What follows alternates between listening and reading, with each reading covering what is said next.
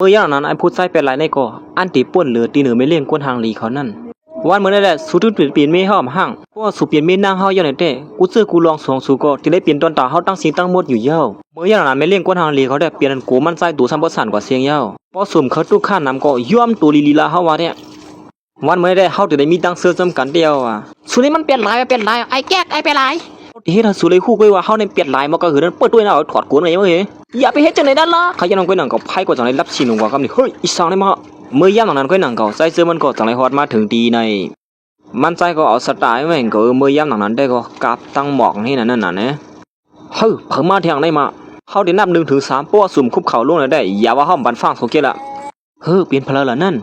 เมื่อย่ำนั้นใจเสื้อมันก็จังได๋นับ1กว่ากำเหลียวอยู่ยาวสู่เปลี่ยนเพลฮัดมายากเขาย่ำหลีเฮาจังไหนสุเฮ็ดจะหือเข้ามาตีในข้อเฮาได้ล่ะนี่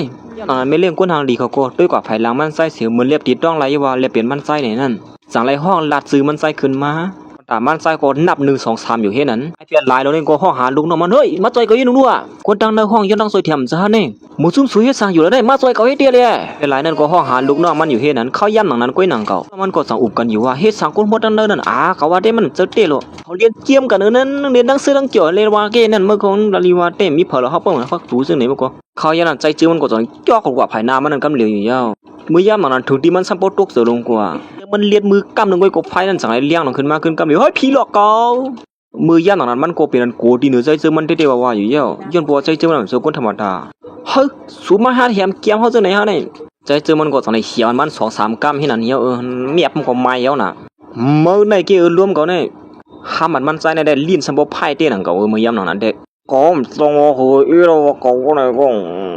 ตอนตามไม่เลี้ยงกวนหางดีเขาเลยหันลองเฮ็ดสังใจซื้อมันก็สัมปตกเสือลงกว่าใจก็ได้ก็หมุนจึงว่านั่นนะว่ามันใจก็สอนให้เขามาหาไม่เลี้ยงกวนหางดีเขาได้เสียว่าลุกขึ้นมาแล้วกวนหางดีเขามาหาสูมาเสยแถมสูเยอะนี่หมอกอันใจตอนนังนั่นตึกนี้อยู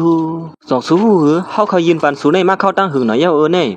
มันนางก็มาเลยยินขอความละใจซื้อมันซื่อนั่นก็อำสังเฮ็ดซื่อหือสีแลดอยู่ที่นั่นเสือมันว่าเฮาติเฮ็ดซื่อหือแล้วในกำในมันใจวุ่นว่าไม่เลี้ยงขอบเขาหาบ่หมอกมันหน่อยแซ่ว่าปุ้มคาเลยก็ยาวเลยบ่ได้ก็เก็บชิมขึ้นเนี่ยว่ากำก่อนเล็บบ่ไหนก็เฮาดำเลยละสิกำบ่เอานี่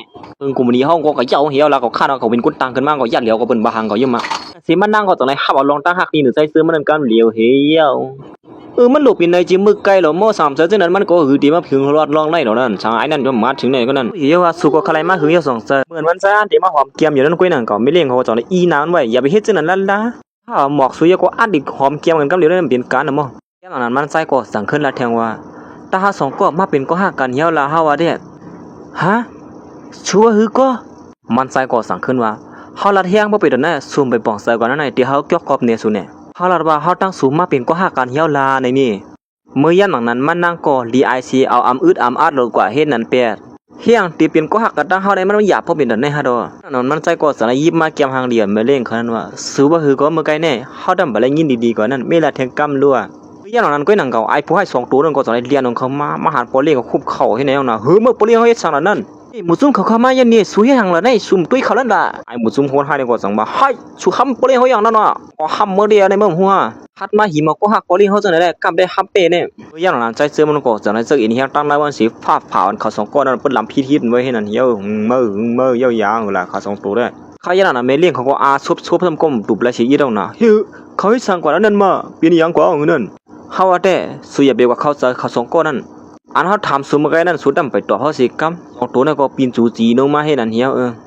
เขาละสุยอย่าไปกว่าเขาเสหมูซุ่มเขาไหนมาเขาเสลองตั้งหักเขาตั้ง2ในกีฬาเมื่อเหลียวในเด้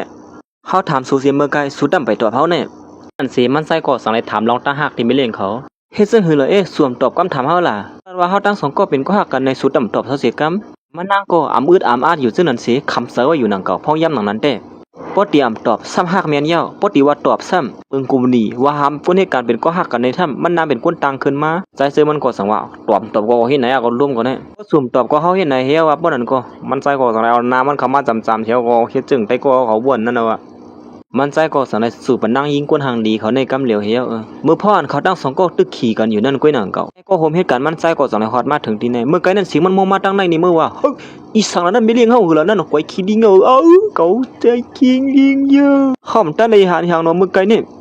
เฮ็ดนั่นสิเขา2ก็เน็ตเลียนออกมาขึ้นสินะว่า เฮ้อไอ้เนี่ยกวยขี้เลี้ยงมัวยาก่อมต้นยำหาในปอกก็มาเนมธรรมดาหม่อมเรียนอันนี้เรียนเรียนอันเยอะๆลงเขาสองก้อนในก็จังว่าไอ้เนี่ยป้องสั่งได้มาเต้นะไอ้เนี่ยเป็นหลายแกมากเก่าไม่เลี้ยงเขาโมก่อมต้นยำหันไม่เลี้ยงเขาในตั้งกลุ่มนี้ในขึ้นมาเสียคนเหตุการณ์เป็นก็หักกันซ้ำมาทำไอเป็นหลายในโมกงหนาหนาตาเป็นเก่าแล้วมั้งสุสองก้อนในเป็นสั่งแล้วงานขำฮะดอกก็ทางได้เขาหยองอ่ะก็ทางได้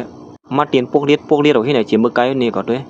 เสียงเขาโอนอันมั่วเมียดังนอกนั่นสิเมื่อย่างนั้นโหน้าเขาอันอยู่ตั้งนั้นก็สั่งได้ยินเสียงเขาเฮ้ยเขาในอีสังอุบไอยังคนโอนอันมั่วเมียกว่าเสียงแล้วเนี่ยเฮ้ยมุซุ่มสูเสียงลางอีสังโอนอันแล้วนั่นตั้งก็สั่งได้วางปั๊บลิกมันเสียออกมาหามุซุ่มเขานั่นมุซุ่มสูเฮ็ดสังกันแล้วเนี่ยเสียงมันสะบปานกว่าเสียงฮอดถึงดังนั้นบนนี่แล้วเราเมเลี้ยงกวนทางดีกวนทางลายช่างอมดันหูคอเมียวเหมือนกันเนี่ยอมใจช่างกับข้าดันหูดันหันเขานั่นฟังมันเอียงกันสุดแล้วว่าไม่เลี้ยงเขาให้สังก็ลาดนี่เขาเอ็นรู้มีสังก็ข้าเขาก็ป้องแป้งไปเขาให้ขาเนี่ยเสียสายตัดมาขึ้นดีใจซื้อมันอันเกี่ยวกับไม่เลี้ยงเขาไว้อยู่นั่นก็ไม่ได้เกี่ยน้าพันเจอดีนะเขาแค่ห้ามก็ย่อลองตั้งหักเขาได้แท้ก็เลยจูบให้เนี่ยก็เมื่อย่างนั้นมันใส่ก็อันดีขอว่าไม่เลี้ยงเขาคืนมาในก้อยหนังเก่าเลี้ยงเขาก็ย้อนบัวลีไอเลยจังแล้วอีนักมันใส่ปีนตาหายลงกับกำเหลียวเขาเฮ็ดอีสังก็แล้วในเจ้าก็ตรงนั้นเด็ดเลี้ยนออกมาดีในปากปล่อยกวนทางดีเขาปีนตาหายจนนั่นฮ่ากำไปดันหูเจี๊ยจีมหลีมันก็บ่ซ้อมเป็นเก่าอะไรมันก็สิมานั่งก็สั่งเรียนเกี่ยวลิดเกี่ยวหงออกมาน่ะมีตั้งซื้อยายได้กว่าหัวเรียนจังไหนเนี่ย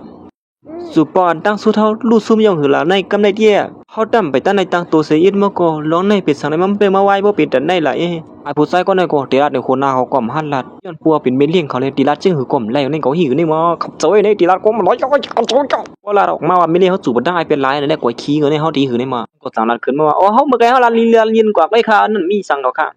อย่าไปมาซ้ำถึงซื้อเมเลี้ยงกว่าทางดีเขาภายหลังซึ่งได้มันดีถ่อมก้อยก็ลัดในสู้เฮอ๋อค่ะเฮาเต็มลัดยาค่ะป้อนั้นก็แย่มันก็นั่นก็เมเลี้ยงเขาก็เป็นอันลีไอเสียเลียนออกมาตีนายเมเลี้ยงเขาเป็นสังขารนั่นเขาสองคนได้ฮู้น่ะว่าเมเลี้ยงเขาเป็นสังในนั้นมานั่งกลมสังซึ่งเขาน่ะ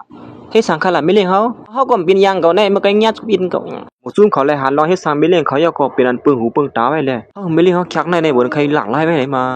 ไอ้ขาสองคนได้ฮู้ดีน่ะย่อน่ะว่าเมเลี้ยงเขาเป็นหือในนั้นก้อยกะสัมหัดลัดจังไรวนถึงมือพ่อนใจจึงเลยเมเลี้ยงเขาจูบกันอยู่นั่นก้อยเขาฮู้ดีนะว่าเมเลี้ยงเขาเป็นจังได๋ย้อนปืนสังในนั้นก้อยกะเขาติลัดอกซ้ำเลยลั่นล่ะโอ้หน้าเขาในก็จังได้เจ็ดลูกน้องมันบ่าโดยลาดนี่เฮาอีนู้มันเป็นรองตั้งอีสังเต้ๆล่ะไหนลาดไหนอีเนี่ยเฮาก็หุ่ม5อย่างหุ่ม5นั่นได้ดีเพิ่นว่าลาดตามได้สไลด์สุกซักเนี่ยเขาเนี่ยเหตุการณ์เขาเมื่อการเขานำน่ะอะล่ะมือย่านนั้นก็หนังเขาใจเจือมันก็จังได้เจียดซวบเจียดปากมันออกมาน่ะเฮ้ยเฮียนั่นมาตุ้ยก็นำจ้าอ๋อว่าคือข้าคนนะเฮาซึ่งว่าสูเลี้ยนออกการเนี่ยล่ะเขาได้ใครลาดได้รู้บ่คืออย่าเบิดสั่นใสๆข้าทำไปเลยกว่านั้นเลยข้าได้ย้อนออกเหรอครับก็ยินมาเราก็ช่างเป็นก็ได้เจ้าเลยดิมึงเมื่ออย่างนั้นมันใจกว่าสารติโอนาเขานั่นว่าเพราะว่าข้ามออกการในสมมันตีไรเขาดินข้าย้อนออกการเมื่อไกลนั่นปานข้าขึ้นเหี่ยวลาข้าว่าแท้ข้าเตรียมออกการเหี่ยวไอ้ย่านหลังนั้นไม่เลี้ยงเขาก็สั่งให้งอออกมามันใจไอ้ผู้ใจคนไหนที่ว่าไอ้นี่ได้อยู่จนไม่เลี้ยงเขาแค่เห็นอันเดียวในมือไม่เลี้ยงเขาก็สั่งว่าสุย้อนออกการย่อมเสือหือเตรียมมาย้อนให้ขึ้นเหตุการณ์ขึ้นนี้หัง